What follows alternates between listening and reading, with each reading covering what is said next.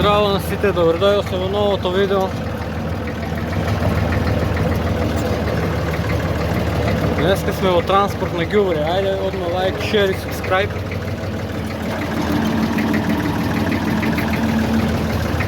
Тоа вака изгледа.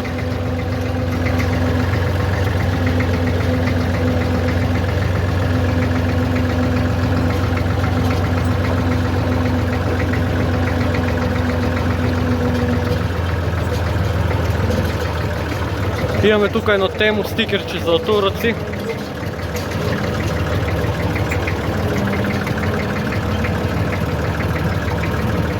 Треба да ги чистам овие гранки.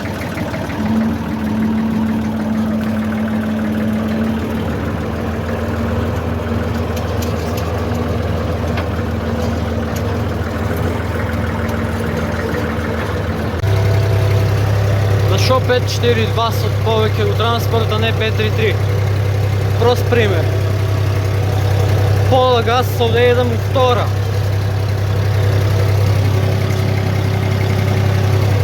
А со 533 со овај товар овде едам 1700-600 обртаја прва.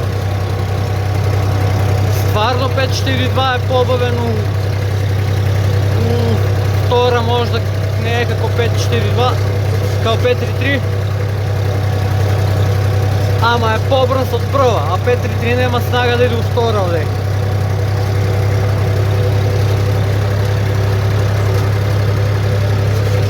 Додека 542 иде без проблем. Со уште сега е лош пато ископан, не требаше да го прават. Тоа е нашата македонска држава, прават го 3 месеца више како е ископан. Еве овде како е заебано за гумите, особено като се потовар. Но тоа е.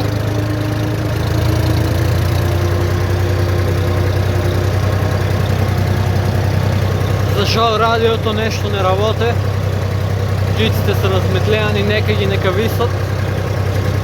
Порачено е ново радио, во секој момент треба да стаса, не го оставам ја така. Имаме два држача за телефон, за камера за снимање. Еден за наполовина, еден за на глава, а уште не употреба.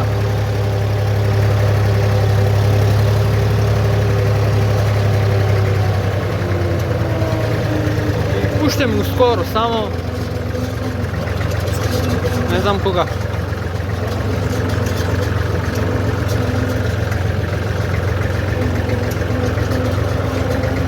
Може уште од втората тура ќе ги пуштеме, но не за на глава, за наполовина реално.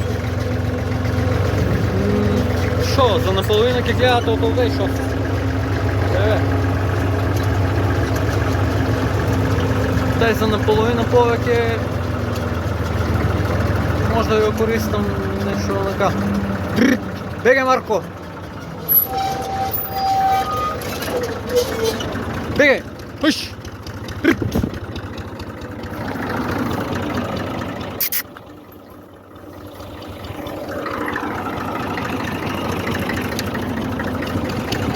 Кабината е лом, не ја чистам се. Ја, ова е Марко е складно за бегање. Ајде, вајде ќе се тргне.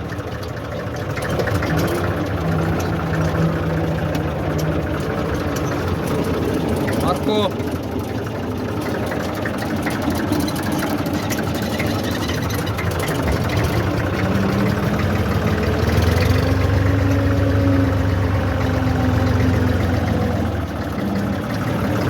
Убаво, бе!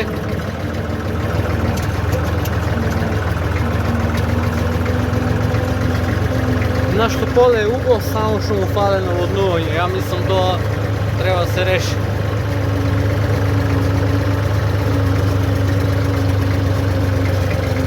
Превеќе е суво.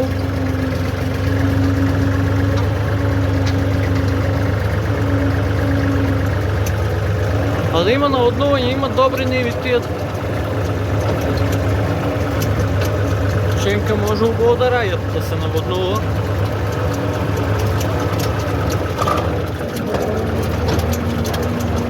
А трета гура доста.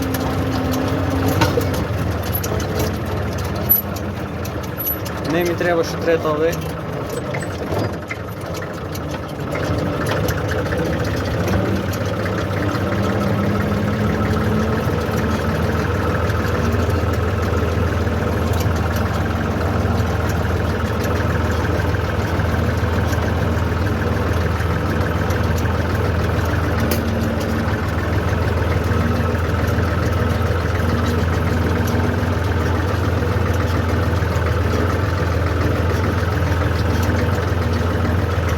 Терај некоја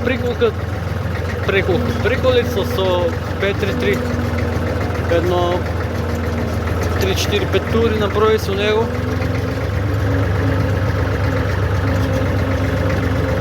Ама сега корпата да закачи на него, требаше да ставам крстачо, да вадам, да местам корпата, да откачувам. Много работа. А навај беше наместен крстачо, викам ајде се 542. У него има малку повеќе нафта исто. У 542. Сега да вадам од тај треба да откачувам, па да местам кука, да вадам. Така директно на овај. Има снага 542, не е како 533 да се мучи на некој место.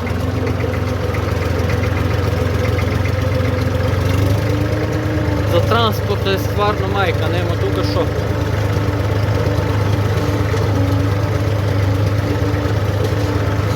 Сега гледайте колко близко до бунарот ќе пројдам. Ете туј на некоја мокра, ако ти клизне приколицата ќе биде весело.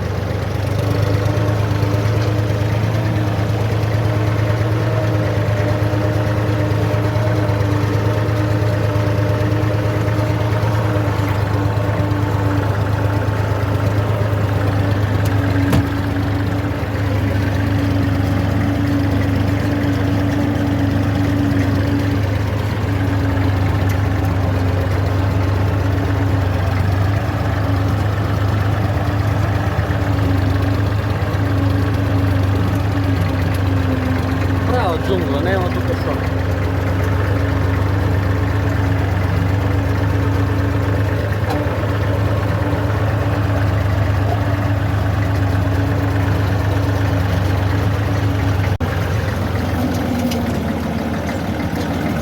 Разтовариме ја таа приколица. А тука имаше козарите секле некои гранки таму од една добица, дап. Кој не знае шо е добица, тоа е дап дрво. Не закрчеме јачо, него приколицата удри позади, има дупка. Секли козарите, тој ушевани ги беа секле и се овака наведнати стоат, а не се слушат. А ја гледам има тубава шума, викам ќе излезат зајците. Нешто. Они ќе прста тој за 2-3 дена ќе излезат. А овде секој ми сметат тие гранки за каторам, за качет. Или треба да ги заликам, то така 2-3 метра оставам. А зашо да оставам да урасне, кад може и тој да го изорам, да го насејам детелина, просто.